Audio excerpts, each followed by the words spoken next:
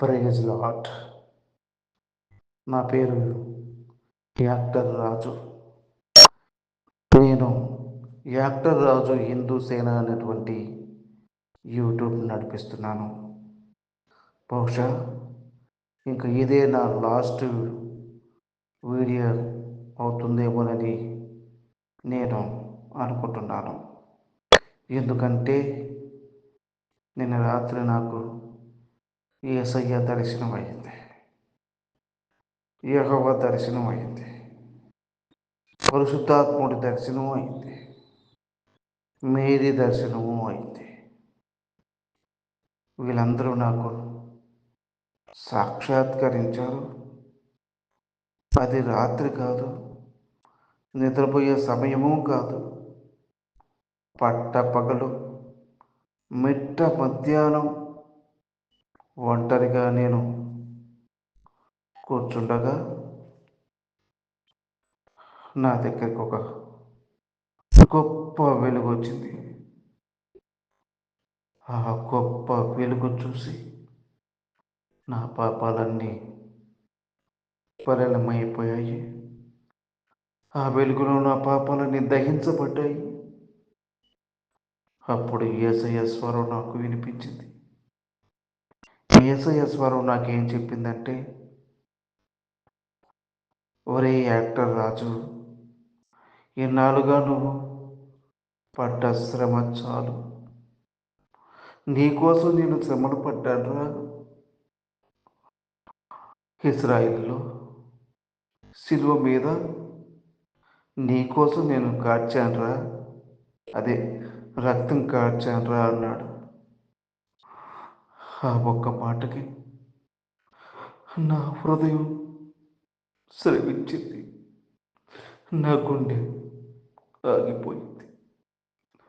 నా యేసయ్యను చూసిన కళ్ళు అదృష్టం చెందింది. అయితే యేసయ్య, నేను మళ్ళీ బాప్టిజం తీసుకొని మళ్ళీ నా పూర్వధర్మమైనటువంటి క్రైస్తవులకు వస్తానని అన్నాను. అప్పుడు నాకు నా యేసయ్య ఒక ఆజ్ఞ ఇచ్చాడు, ఒక మాట చెప్పాడు. అదేంటంటే, నువ్వు రాసినటువంటి పరిశుద్ధ గ్రంథం 420 అని నువ్వు ఏదైతే 420 ప్రశ్నలు రాసావో ఆ ప్రశ్నలన్నిటికీ జవాబు వెతుకు, పాస్టర్లను అడుగు, వాళ్ళ నుంచి సమాధానం తీసుకో. నా దైవజనులు నీకు ఖచ్చితంగా సమాధానం ఇస్తారు. అయితే ముందుగా నా ప్రియ శిష్యుడు, 2 రాష్ట్రాలకి ప్రెసిడెంట్ అయినటువంటి జాన్ బాబుని ప్రశ్నించు. అతడు చెప్తాడు, నీ ప్రశ్నలకు సమాధానం చెప్తాడు. అప్పుడు జాన్ బాబు దగ్గర ఖచ్చితంగా నువ్వు బాప్టిజం తీసుకోవాలి నాకు చెప్పాడు. అప్పుడు నేను ప్రశ్నించాను, యేసయ్య, మరి జాన్ బాబు గారు సమాధిని అయిపోతే ఏంటి అని అడిగాను. అప్పుడు నా యేసయ్య మరొక మాట అన్నాడు. ముండల ముఠాకోర్ ఓఫీరు తాత ఉన్నాడు కదా, అదే బైబుల్ అపోస్తులైనటువంటి రంజిత్ ఓఫీరు, అతను నీకు సమాధానం చెప్తాడని ఖచ్చితంగా చెప్పాడు. అయితే తనను కలవటం ఎలా యేసయ్యా అని నేను అడిగాను. అప్పుడు యేసయ్య చెప్పిన సమాధానం ఏంటంటే, నిజమే, వాడికి కన్నికలంటేనే టైం ఇస్తాడు. నువ్వా పురుషుడివి, నీకు వాడు సామం ఇవ్వాలంటే చాలా కష్టం అని ఆలోచించి, బెల్లంపల్లి ప్రవీణ్ అనేవాడు నీకు ఖచ్చితంగా సమాధానం ఇస్తాడు. ఎందుకంటే వాడికి స్వస్థత వరాలు ఇచ్చాను నేను. వాడు ఖచ్చితంగా నీకు సమాధానం చెప్తాడని నా యేసయ్య నాకు సెలవు ఇవ్వడం జరిగింది. కరెక్టే అనుకున్నా. కానీ మళ్ళీ చిన్న సందేహం. యేసయ్యా,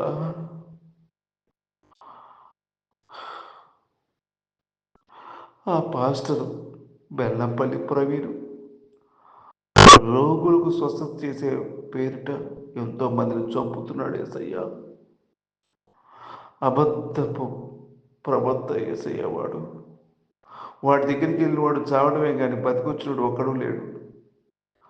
వాడు జూనియర్ ఆర్టిస్టుల చేత నాటకాలు ఆడించి డబ్బులు తుప్పు తింటున్నాడు యేసయ్య. నిన్ను కండాలుగా నరుక్కొని వాడు అమ్ముకుంటున్నాడు యేసయ్య. వాడు నాకు ఎలా ఎలా సమాధానం చెప్తాడు? పోనీ వాడు చెప్పిన ఫ్రీగా సమాధానం చెప్పడానికి వాళ్ళ ఆవిడ ఒప్పుకుంటుందా? వాళ్ళ ఆవిడ ఒప్పుకుంటేనే వీడు కనీసం సమాధానం చెప్పగలడు యేసయ్య. వాడి ముడ్డి మీద వాతలు పెడుతుంది వాళ్ళ ఆవిడ. అనగానే నిజమే, వాళ్ళ ఆవిడ ఒప్పుకోదు.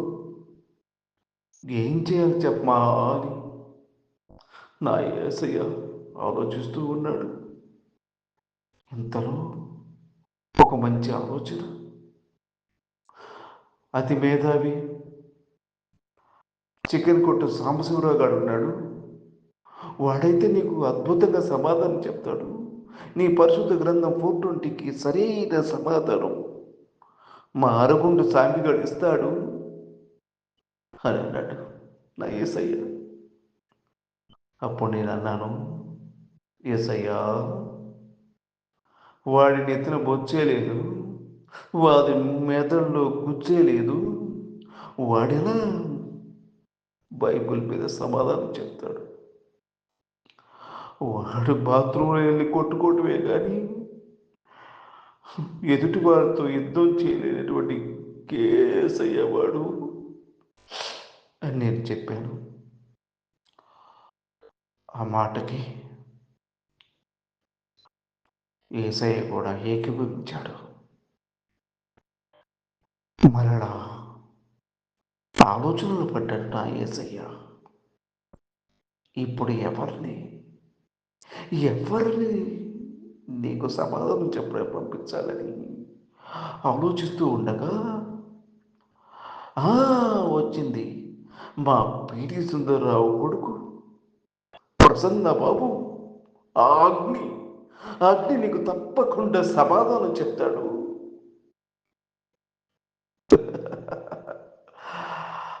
అగ్ని నీకు కరెక్ట్ అయినటువంటి వాడు.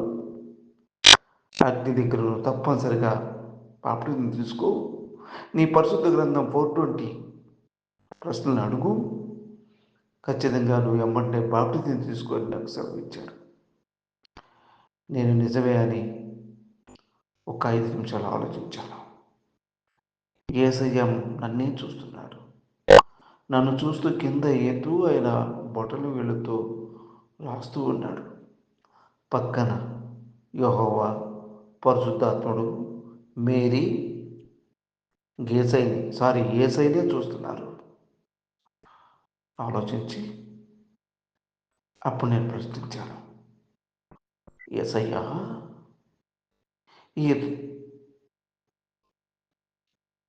పాస్టర్ పిడి సుందరరావు కొడుకు ప్రసన్న బాబు ఓపెన్ మినిస్ట్రీ అని ఒక కాలేజీ పెట్టి ఎంతోమంది ఆడపిల్లల జీవితాలతో ఆడుకొని జైలుకి వెళ్ళి బాహ్వాటంగా నేను ఎక్కడ పట్టుకున్నానో నిన్ను పోలీసులు అడుగుతారు, నువ్వు ఏ విధంగా వెళ్ళి కేసు పెడతావని టీవీలో చెప్పినటువంటి వ్యక్తి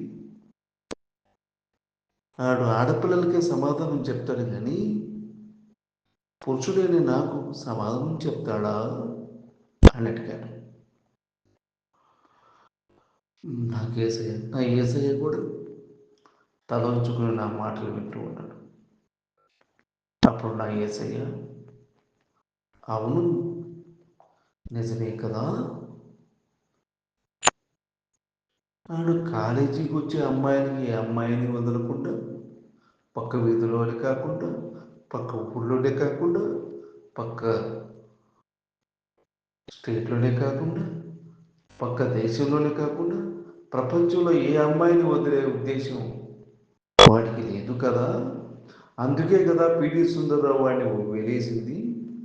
వాడి వాక్యం అశుద్ధమే కానీ పవిత్రం కాదు, కాకూడదు అని నా యేసయ్య ఆలోచించి ఒక నిర్ణయం వచ్చాడు.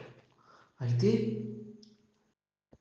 పిడి సుందర్రావు అయితే ఖచ్చితంగా నీ సమాధానం చెప్తాడు. వాడి దగ్గర తెలుసుకో. వాడైతే ప్రపంచాన్ని జయించాడు. ఎంతమందితో వాడు డిబేట్ చేశాడో తెలియదు కానీ అందరినీ జయించినటువంటి మనగాడు, జయశాలి, వీరశాలి అని చెప్పి నాకు నా యేసయ్య చెప్పడం జరిగింది. చెప్పి మళ్ళీ తలదించుకుని బట్టలు వెళుతూ ఏదో రాస్తూ ఉన్నాడు. మరలా నా పరిశుద్ధాత్ముడు, నా యెహోవా, నా మేరీపాత ఆయనే చూస్తూ ఉన్నారు.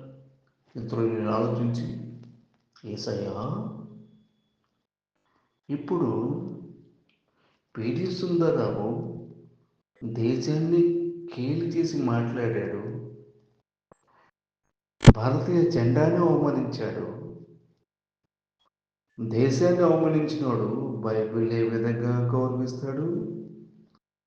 వాడికి కూడా మెదలేదు యేసయ్యా. ఆడు కూడా వయసులో అమ్యమ్యము ఎన్నో ఉండొచ్చు. తండ్రితోనే కదా జీన్స్ పరంగా కొడుకొచ్చిన ఈ బుద్ధులు. అతను ఏ విధంగా చెప్తాడు అని అన్నాను. అవును కదా అని ఆలోచించాడు. అప్పుడు నువ్వు వీకేల దగ్గరికి వెళ్ళు, ఖచ్చితంగా చెప్తాడని నా యేసయ్య చెప్పాడు. అప్పుడు నేను యేసయ్యా, శివశక్తి అనేటువంటి ఒక అద్భుతమైనటువంటి ఆ ఛానల్ ఎదిగిందంటే, కరుణాకర్ గారు ప్రపంచవ్యాప్తంగా తెలిసారంటే ఈ వీకేఆర్ గారు అంత వీకు కాబట్టి, వాడికి బైబిల్ నాలెడ్జ్ జీరో కాబట్టి ఆ విధంగా కరుణాకర్ గారికి ఎదిగారు. బైబిల్ని చీల్చి చెండాడారు. అన్నే కాదు, విజయప్రసాద్ రెడ్డిని కూడా పేచమనిచాడు. అదే విధంగా జాన్ బాబును కూడా కాళ్ళ కింద నడిపేశాడు కరుణాకర్ గారు. కాబట్టి వీళ్ళందరూ కూడా నాకు సమాధానం చెప్పడం కష్టం యేసయ్యా అన్నాను. అప్పుడు నిజమే కదా అని నా యేసయ్య ఆలోచించడం మొదలుపెట్టాడు. అప్పుడు మరి నేనే చెప్తాను కదా సమాధానం అన్నాడు నా యేసయ్య. అప్పుడు కోపం వచ్చింది యెహోవాకి. యేసయ్యని పాపమని చెప్తూ కొట్టాడు. నాకు కోపం వచ్చింది. నా ముందే నా యేసయ్యని కొడతావా అని యెహోవాని అడిగాను. అప్పుడు యెహోవా ఏమన్నాడు తెలుసా? వీడికి ఏం తెలుసు? వీడి అందుకే కదా నేను సిలువేసి చంపేసింది. నేను ఆజ్ఞ అతిక్రమణ మహాపాపమురా అని నేను చెబితే ఈ యేసు ఆజ్ఞ అతిక్రమణ చేస్తూనే ఉన్నాడు. అందుకే కదా వీడిని సిలువేసి చంపింది. ఏ రోజు దగ్గర అక్కడ బుద్ధి వచ్చింది అనుకుంటే ఇంకా బుద్ధి రాకుండా పరిశుద్ధ గంధమైనటువంటి నా గ్రంథాన్ని వీడు ఎట్లా చెప్తాడు? డాడీ నేనున్నాను కదా, నేను కదా చెప్పాలి. ఈ యేసుగాడు ఎలా చెప్తాడు అని యెహోవా అన్నాడు. ఇంకేం చేయాలో అర్థం కాక నేను యేసయ్యా మరి ఏం చేయాలి? నాకు ఎవరు సమాధానం చెప్తారు? ఈ పరిశుద్ధ గ్రంథం 420 అనేటువంటి 420 ప్రశ్నలకి ఎవరు సమాధానం చెప్తారు యేసయ్య? నాకు బాప్టిజం ఎవరిస్తారు అని నేను యేసయ్యని ప్రశ్నించగా, అక్కడ ఉన్నటువంటి యేసయ్య, పరిశుద్ధాత్ముడు, యెహోవా, మేరీ మాత నాకు ఒక మాట చెప్పారు. నువ్వు కళ్ళు మూసుకో, 5 లెక్క పెట్టు అన్నారు. నేను కళ్ళు మూసుకొని 1, 2, 3, 4, 5 అన్ని లెక్క అదృశ్యమైపోయారు.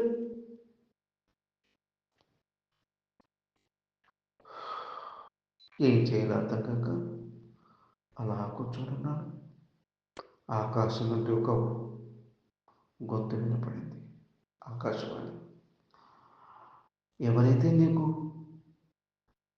పరిశుద్ధ గ్రంథం 420లో వచనాలకు అన్నిటికీ సమాధానం చెప్తారో వాళ్ళే నీకు బాప్టిజం ఇస్తారు అని